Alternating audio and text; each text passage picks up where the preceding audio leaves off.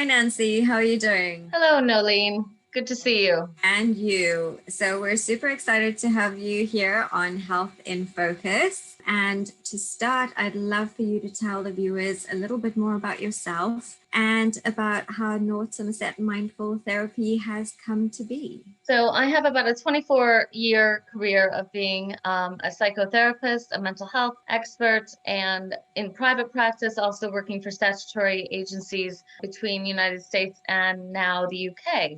Currently, I'm practicing privately with North Somerset Mindful Therapy. I also consult with a local psychiatric organization called the Priory within Bristol.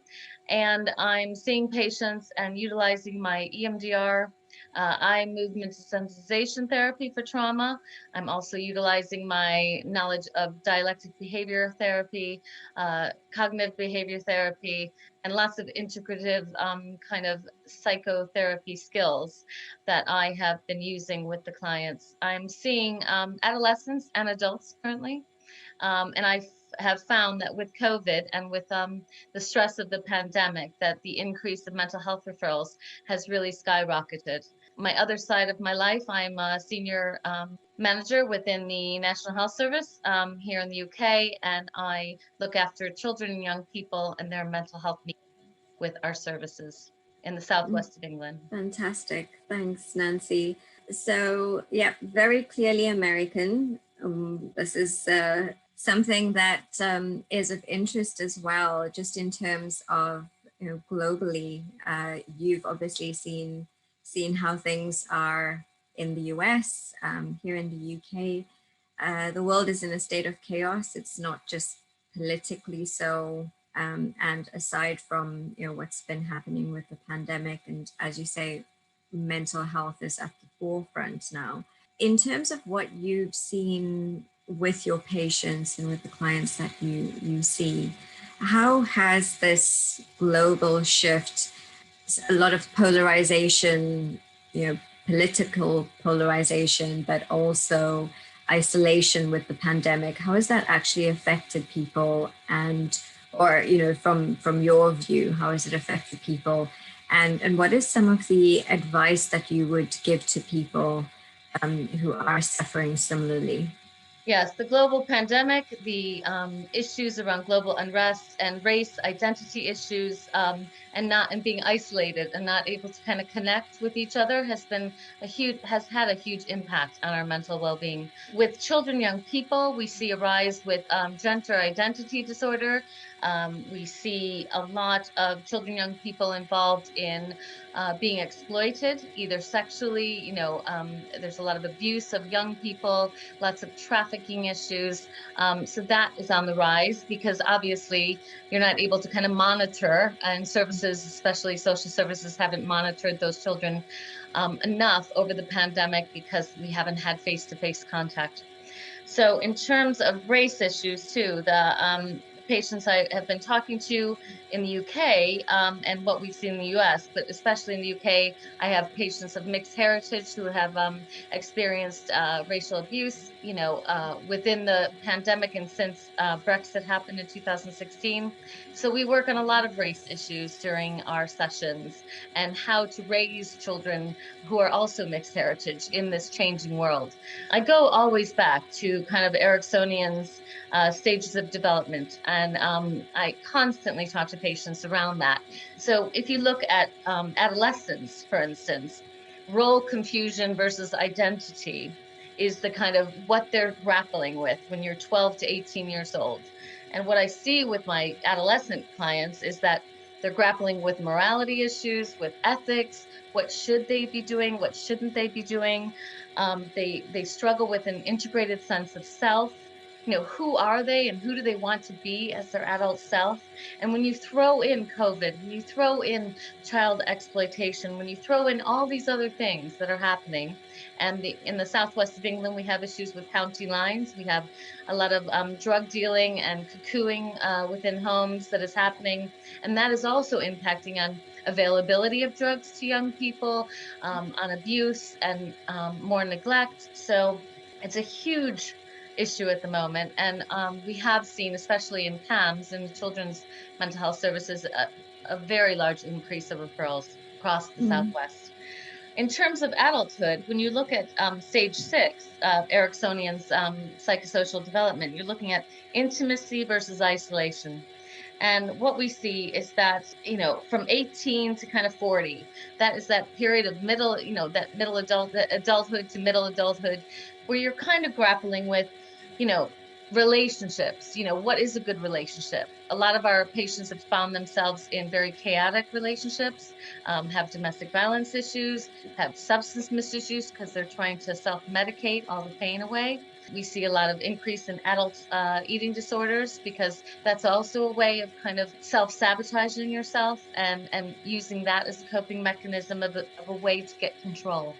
And so there's a lot, the more complex patients I have, in fact, I have a couple patients with eating disorders, the beginnings of emotionally unstable personality disorder, where they have kind of the cutting behaviors or the scratching or all of that on top of the eating disorder. And then they might have suffered trauma like sexual or physical abuse in their past. And that just exacerbates the situation. So I have several clients I've been working with that have those issues, those complex issues. And so the advice I give is very multifaceted. I think not every therapy fits all, if you Hmm. know what I mean. So I have kind of a Absolutely. tool, yeah. So I have that toolbox that I just kind of use, and I kind of pick out what I need at any given moment. So if I need some trauma-informed care, that's the EMDR, the rapid eye movement, where you use bilateral stimulation. So you might do kind of movements like that, or tapping, or kind of butterfly hugs. So you're bringing them into their body again. You're bringing them into the moment, but you don't need to go into all the detail with EMDR. You can have them go through the journey with their mind on their own and then bring them to a sense of change narrative. So what we're trying to get them is to kind of change the narrative of that memory, not necessarily erase the memory, because the memory is not going to go away. But that trauma is kind of in that amygdala part of our brain, and it gets stuck there. And the subconscious works, and kind of every time you're triggered with something, so say a car backfires, or your partner maybe yells a bit or kind of gets a bit angry or anxious, and so you're triggered, you go into that fight or flight response, Hmm. that we know happens with trauma survivors. So there's so many. I mean, the fear of the unknown with COVID is another thing. So I have a lot of patients that pre-COVID probably wouldn't need mental health therapy, that have Hmm. kind of said that the pandemic has really just pushed them to a place of feeling mentally unwell.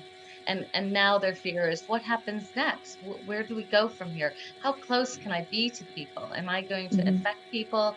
Am I going to be affected? It's just, even mothers going to school and bringing their children back to school this month in the UK has been highly anxiety ridden for a lot of parents. Yeah, absolutely.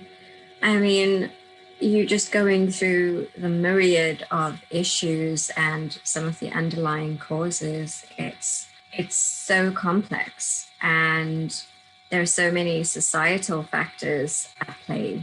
It really does seem like that there needs to be more of a focus on how we actually support and start to support from a younger age, and putting in place the mechanisms for people to be able to access the support openly and without any stigma attached to it. I think there is more of a shift. More people are talking about mental health issues.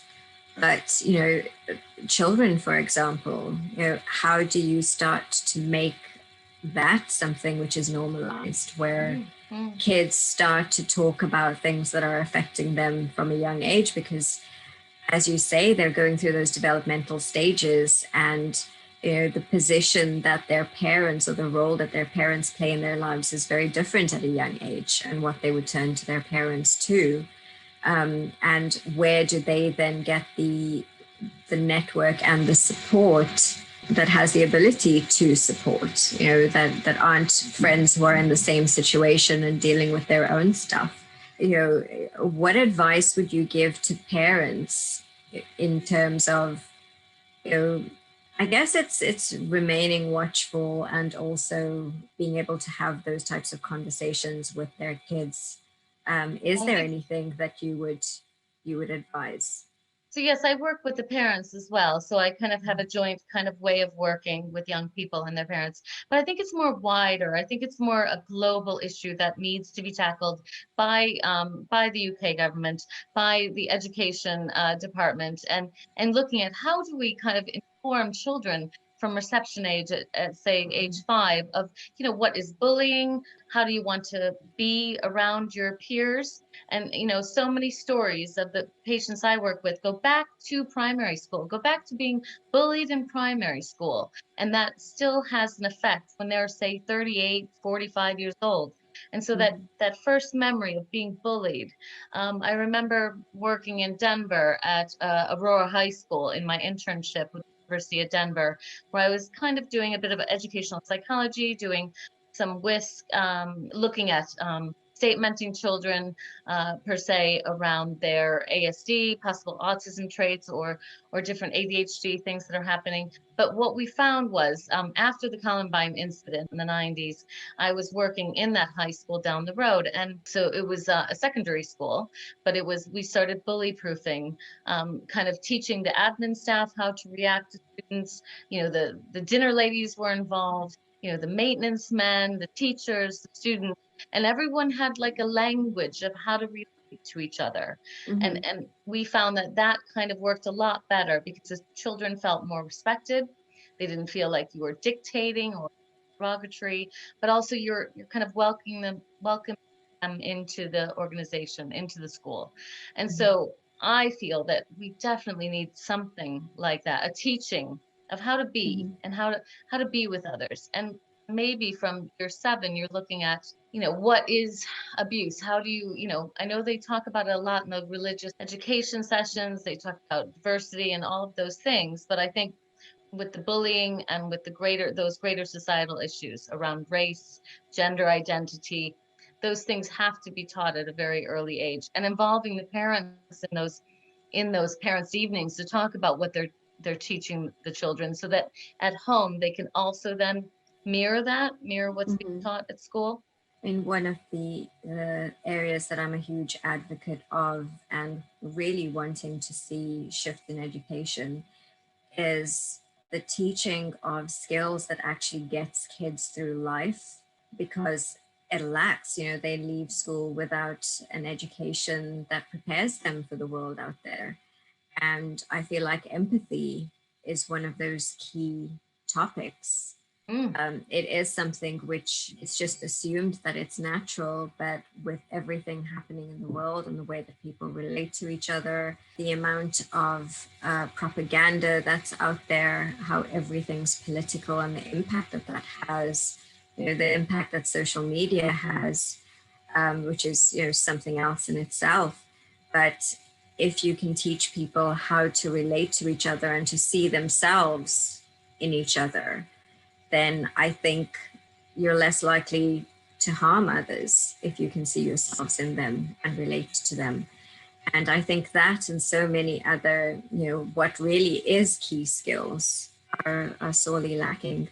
I'm definitely right behind you on that one, with wanting to see a shift in the system, and allowing for these things to be taken on board from an infrastructural and institutional perspective as well, because outside of that there's only so much that individuals like yourself can do, because mm.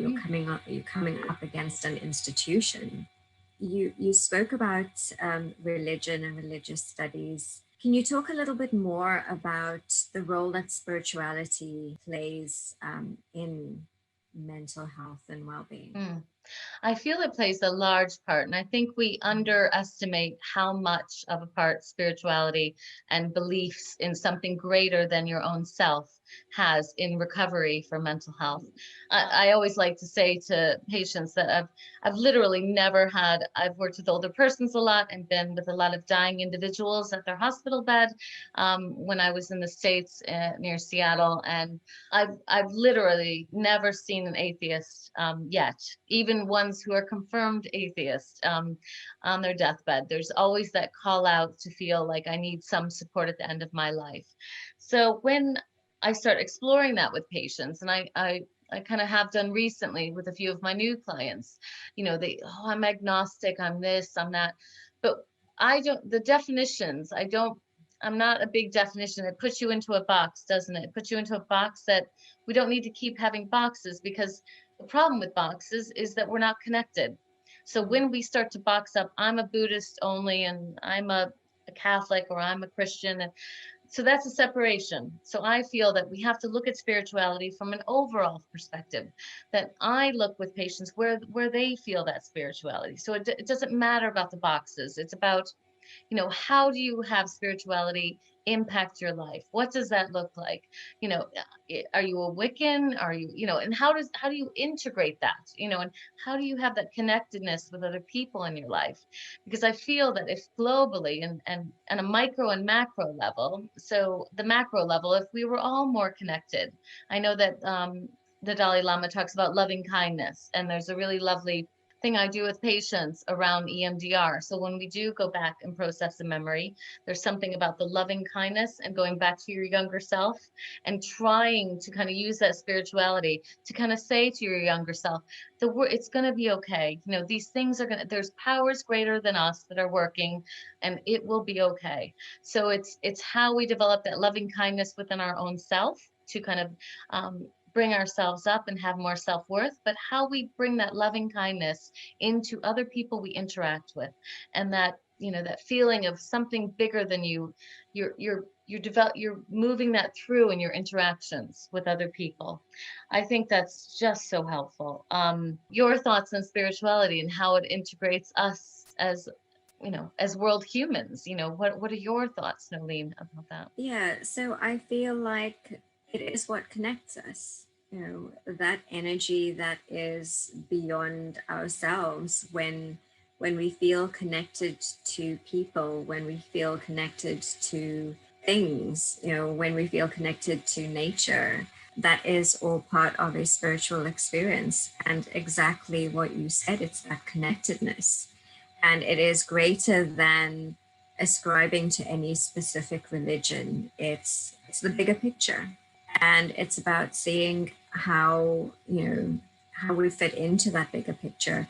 And I think what's really important is, when you talk about loving kindness, and seeing how you relate to other things and how you connect, it's about knowing that irrespective of whatever might be happening in your specific situation, that there is a place for you, and that the bigger picture, you fit and you belong. Because a lot of identity issues, a lot of what's going on, it comes from a place of feeling like the person doesn't belong. So I absolutely agree. It has a major role to play, and spirituality is more than just religion. Religion is for some one part of it, but it's possible to be spiritual without ascribing to a religion. And like you say, you've seen so many people, at on their deathbed, literally at the end of days, and they may not ascribe to a religion, but they want for something more. Mm-hmm. And I think that is spirituality. I think, So your background of the beach brings me to where I bring the patients to at the end of their session. We go to a safe place. So we go to their safe place. And I would say 80% of the time it always is a beach. And right now I feel a meditative quality looking at the beach behind you. And what we do is bring them to being on the beach, having the soles of their feet touching the sand, feeling the grains of sand between their toes, hearing the waves slap against the beach.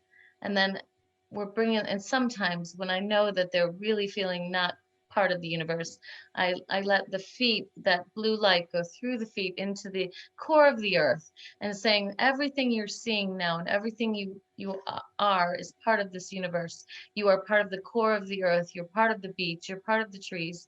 You're part of the water. You belong here. You are ingrained in this universe. So Absolutely. It sounds really beautiful. And it um, relaxes me too. I have to say, I yeah. get a sense of calm and relaxation every time we do the safe place installation. It feels beautiful, and I've had reactions of tears and tears of joy and happiness and just amazing reflections after Mhm. these installations. And I think, that's one of the amazing things about the human mind. I know that it can be quite torturous at times, and it is what results in a lot of our issues, and the baggage that we carry. But at the same time, it is such a resource for our healing too, our mind, and being able to work with our emotions. There's um, something that one of the projects that we're working on with Inspiration for Good is called Success in Four, and it looks at not necessarily success just in financial terms, or getting a great job, but sometimes success is just getting out of bed, and Mm, it's how do you accomplish that in 4 steps. And one of them is visualization, and it's about actually going through the phases of visualizing the space that you want to be in, because in terms of how our brain works, it doesn't always recognize or separate truth from reality when you imagine. So, and that works for good and for bad. So mm, why not use it for good? Which is exactly, what you're doing with some of the therapies. And there's so many little hacks and shortcuts that we can use, that you're using, for example, with EMDR and that sort of thing, which is fantastic. So, I know that you feel very strongly about supporting people who have come from or maybe experiencing abuse.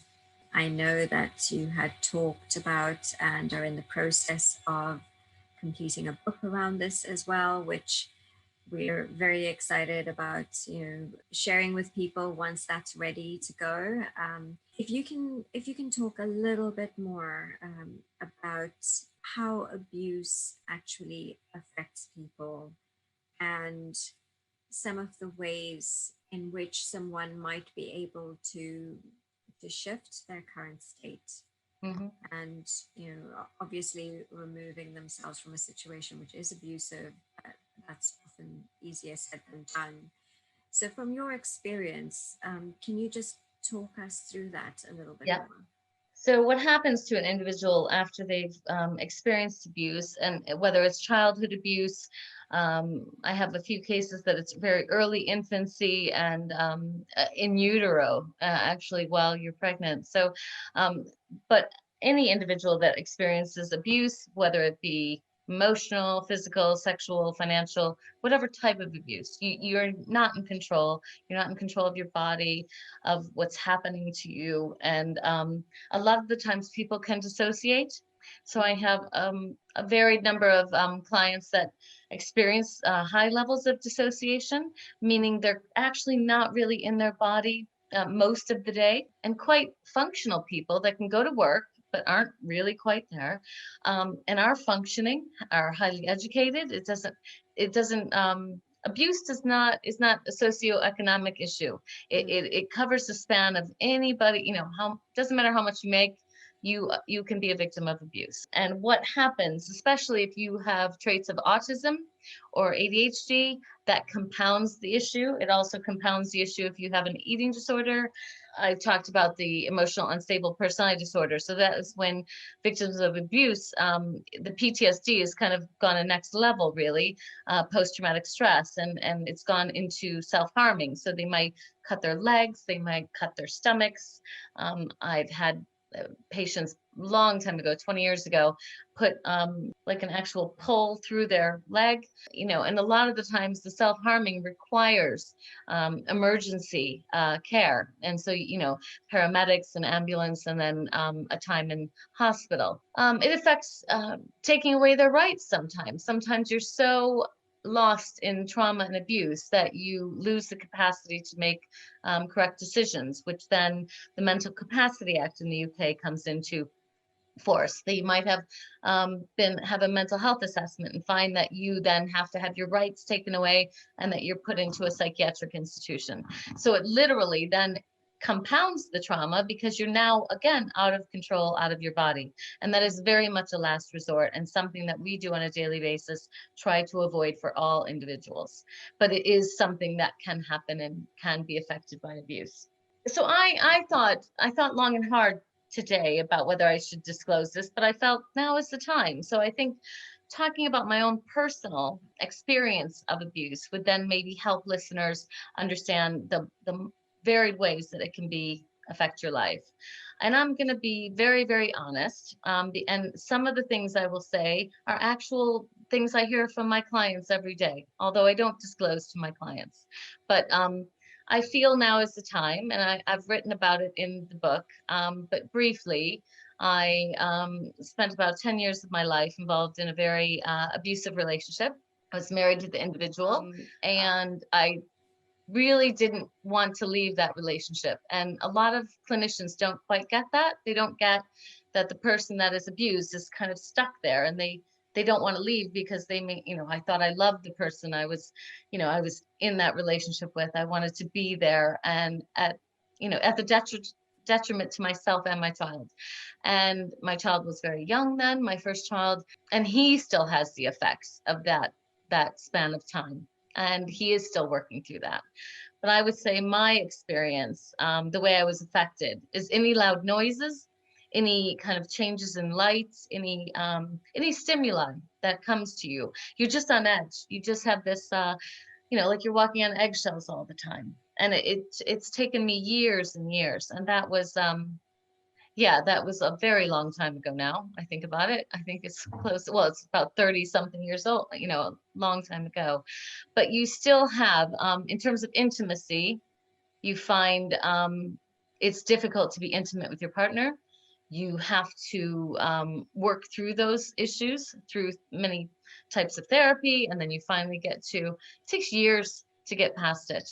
But it still affects you. It affects you around intimacy, around relationships with others, trusting people, feeling in control, feeling a part of, experience of everyone else because you feel quite isolated when you're in that and you're not able to kind of get your voice heard. Physically, you're in trouble because you might be harmed, something might happen to you. I have been pushed downstairs. I have been choked, I've had bruises, been beat up. Those things all happen within the scope of abuse. And then I never felt that was the worst. I never felt that the physical part was the worst. What I felt was the emotional, the kind of daily, just constantly putting you down, constantly telling you you're not good enough, making fun of you, saying harmful things to your partner, as I had done to me.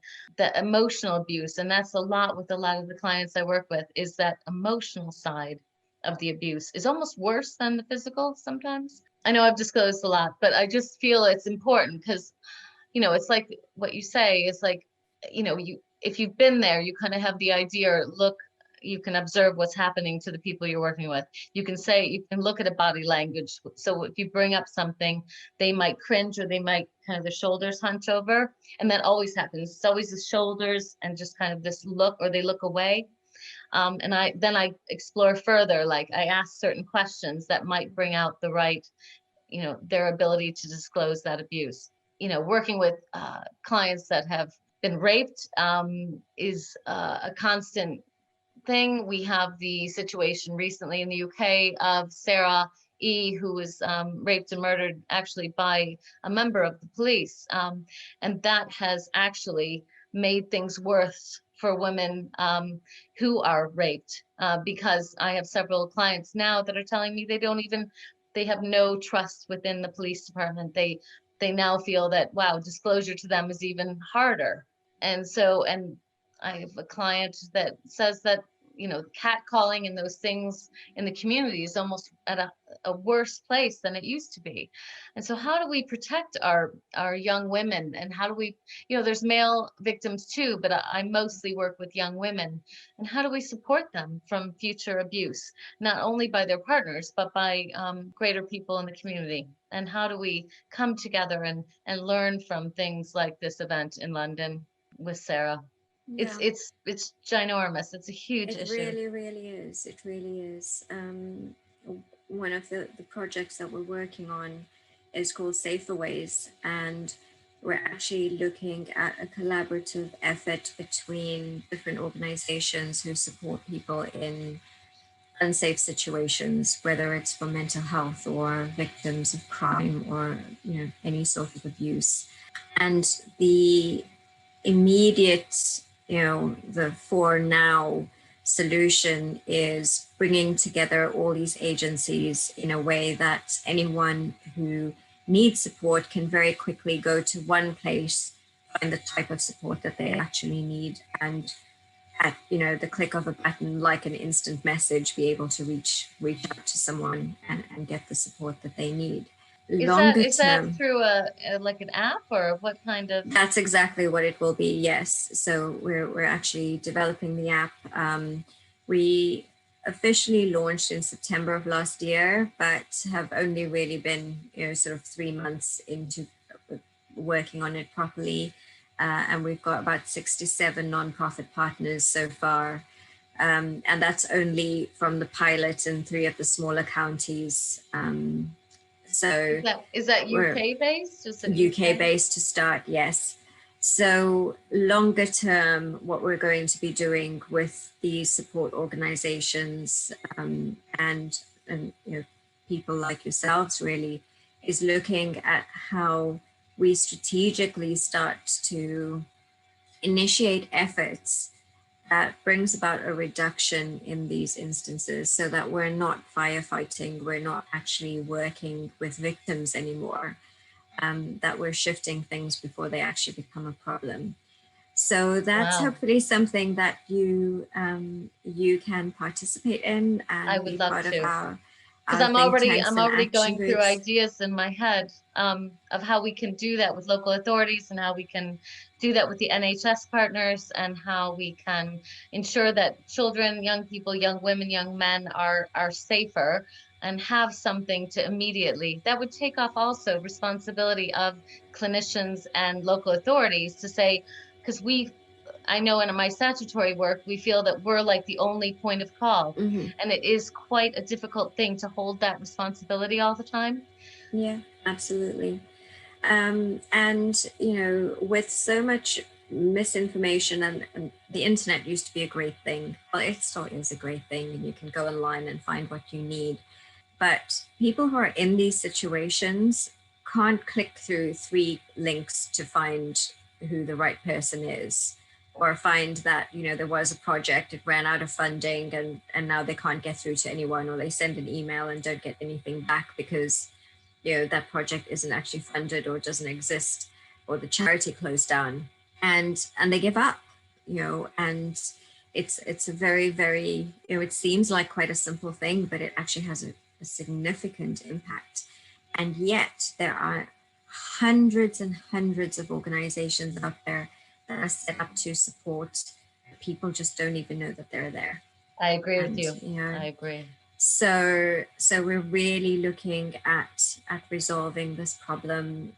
We've also just started, and this is going to start with the Devon and Cornwall Fire Service, Oh, safer ways for kids. oh, amazing. I Yeah, just and we're came going to from be. Devon. Yeah, I just Did worked you? there. Yeah. Safer ways for kids, and we're going to be doing where they can complete tasks and then get little badges for different safety things. So it's going to be fire safety, and we're going to be looking at a host of other safety issues, and we're also going to be covering mental health issues, and they can actually get rewarded for different activities that they do, but at the same time they'll be learning. So That is amazing. trying Yeah. to actually do a little bit in the ways that we can, and hopefully start to have more of a strategic impact as we get these organizations working together. So yeah. I would be happy to be a part of that. I'm embedded in the Southwest and in terms of statutory and private therapeutic organizations. So that would be a lovely thing. Wonderful. I Well, very exciting. I just feel that we were talking about abuse, and I think I'm quite lucky. I'm lucky in the fact that I had good foundation. I had two Mhm. parents. I had a loving family. I come from a middle class background where I didn't have to worry about money. So there was, and I was resilient because of those things. I work with so many victims of abuse that have no financial security. They come from a poor socioeconomic background. They might not have a job or be in between jobs or lost their job. They might be single parents. So I wasn't a part of those types of clients, so I feel so lucky that I had a family behind me. I had my support networks. I had my friends. There are so many people out there that don't have any of that, that are literally living in an abusive situation for many years without any support. And I think it's about how do we find them? How do we and some of the stuff you're talking about with safer ways is really exciting because you could maybe find those people, those Mm. isolated people that are out there that really don't feel they have any support. I think that's brilliant. Yeah, so it is something that we hope will have a true meaningful impact. But on a parting note, what is one piece of advice that you would give to people in terms of being able to look out for themselves, really, to be, because often we're not aware of things that are happening within us. It's only when it reaches that tipping point and it's almost a little bit too late. Is there anything that we can do to be more, cognizant of our own situations and more watchful and keep things in check before it goes too far in any way? Whether this is, in a relationship that's about to turn bad, or with, too much going on in terms of work or family and burnout. Is there anything that you could share? Yeah, sure. I really feel that mindfulness, first of all, and sleep hygiene are the two most important things to keep people well, even if they don't feel they have anything at their resource. So it's about bringing yourself to mindfulness. There's so many amazing apps right now out there around guided meditations. I know that Buddhify do a guided meditation that's £4.99, £4.99 on the internet, and you can kind of have that. That's the only initial cost, and then you don't have to pay anything, and you get all of the resources given to you around guided meditations. I have several clients that use that in between sessions. There's lots of sleep hygiene apps. If we don't have good sleep, we are going to be mentally unwell. So Mhm. sleep is the number one thing that we can do to help ourselves. So it's about not going on the screen before you go to sleep. It's about moderation of drinking or using, drugs, just not doing those things before you go to bed.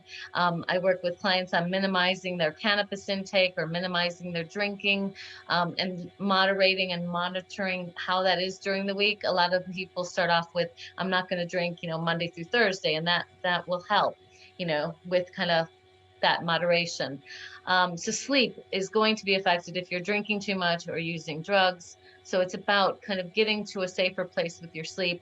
Using a guided meditation right before sleep and right when you wake up is always very, very good. And I also think about just seeking out networks. So a lot of people have told me they didn't want to go to their GP and ask for advice during the COVID pandemic because they felt that all of NHS was too busy. But that is not Mhm. the case. GPs tell me every day that they are open to see people. They know about the mental health crisis. So I would say go to your GP, go to ask for advice. They have that time for you. Don't just exclude them because you think they're too busy. We're seeing that with cancer too, with cancer appointments. People are feeling they're too busy, but that is the time you have to engage your local GP surgeries and getting that advice and support. I guess that's what I would say. There's lots of apps around mental health. There's lots of things going on. Sleep hygiene for me, and with most of the people I work with, including psychiatrists, is the most important thing for mental health. Getting that 7 to 8 hours sleep a night that is good. You have to get into an REM sleep zone. You have to get into that deep sleep, and that doesn't happen for some time. And that's And the REM sleep is when we process the day, we're processing our week. So it's almost like therapy. You know, the REM Mhm. sleep is like a type of therapy because you have to get there to process the day. And that will help decrease anxieties and depression. But if you need to go to the GP and ask for medication and you feel that you're at the end of the tether, then please do. Please do. And they Mhm. can direct you to people like myself or people in the community that can help. For instance, in our area, I know in a lot of areas, there's a Wellspring therapeutic support, and that is really low cost and really open to everyone. So I guess those are my parting gifts is around sleep hygiene, mindfulness to begin and access your GP. Fantastic. And looking out for those apps that can help with mindfulness. And there are also a lot of sleep apps available now where you can track your sleep, which is great. And Nancy, if people want to find out more about you and want to reach out to you at all, um, what is your web address? This will come up on the screen as well. So if you just want to let people know what the best way is to contact you. The best way is either by Facebook or on the web, and it's www.northsomersetmindfultherapy.com. And they can go on to that site. It also brings you to my Facebook site on there. And I think the Facebook site is just North Somerset Mindful Therapy. But those are two ways you can get a hold of me. Fantastic. Well, thank you so much for your time. It's been wonderful talking to you, really insightful. There's so much more that we could cover, and so much more that you could support people with. But really appreciate the little snippets that you've been able to share today. So thank you so much once again. And we look forward to having you on again, hopefully in the not too distant future. And hopefully also with your book launch. So until then, take care and we will see you again soon. Thank you, Nolene. Thank you very much. Bye.